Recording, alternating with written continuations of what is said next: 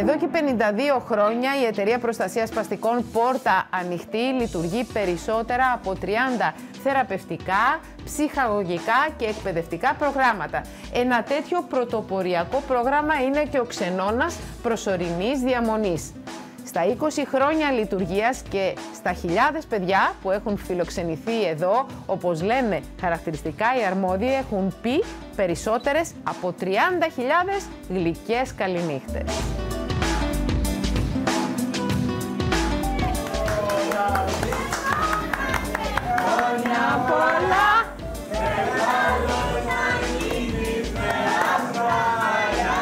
Χαίρομαι πάρα πολύ που βρίσκομαι για άλλη μία φορά εδώ, γιατί κάνετε ένα αξιολογότατο έργο εδώ στην Πόρτα Ανοιχτή. Εμάς είναι χαρά δικιά μας. Σας περιμένουμε πάντοτε. Εδώ και 20 χρόνια και κάτι καινούριο, εντελώς καινούριο για την Ελλάδα.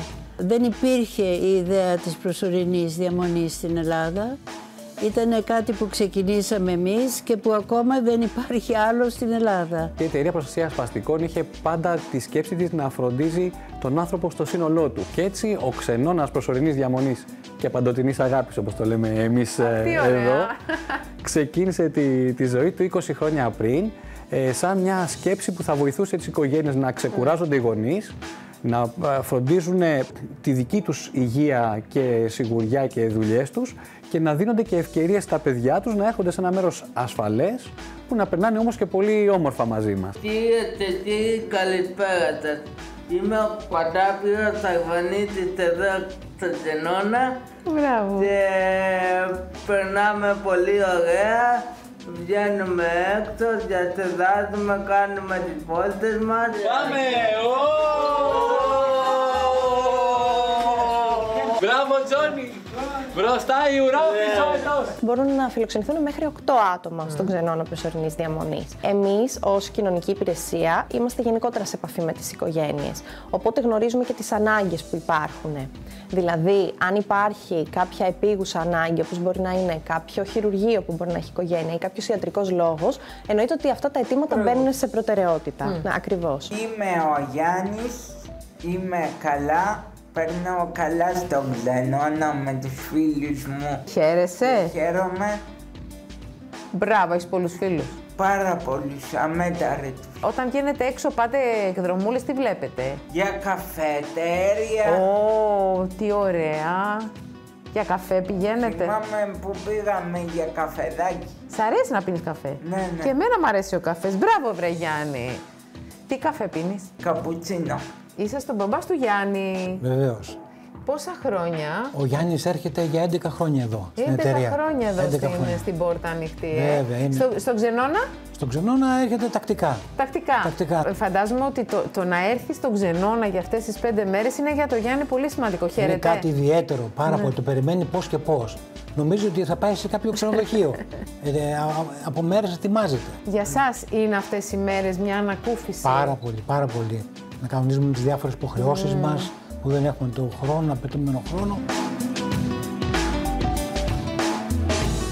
Η ιδέα αρχικά ήταν να ξεκουράζουμε τους γονείς. Να δίνουμε αυτό που λένε οι Άγγλοι respite, και επειδή έξω αυτές τις μονάδες τις λένε respite homes, να ξεκουράζονται οι γονείς, που ασφαλώς είναι ένας σκοπός. Βέβαια. Αλλά αυτό που βγήκε από όλη αυτή την ιστορία είναι πόσο αφάνταστα το χαίρονται τα παιδιά. Χαίρεσαι εδώ, σ' αρέσει εδώ? Ναι, είναι σαν το σπίτι μου. Μπράβο. Έχεις και φίλους πολλούς? Έχω τον Ανδρέα, τον Παναγιώτη, τον Πατάπιο, την Ειρήνη, τον Γιάννη. Πολλούς φίλους έχεις? Ναι, μ' αρέσει να έχω φίλους. Πώς περνάτε εδώ κάθε μέρα? Κάνετε πράγματα, τραγουδάτε, Τραγουδάμε, πάμε βόλτες. Διψάνε για ζωή. Έρχονται εδώ και αρχίζουμε και σκορπίζουμε έξω παντού. Γεμίζουμε τους δρόμους. Άρα είναι με κάθε ευκαιρία. Άρα εδώ τα παιδιά είναι πιο ελεύθερα.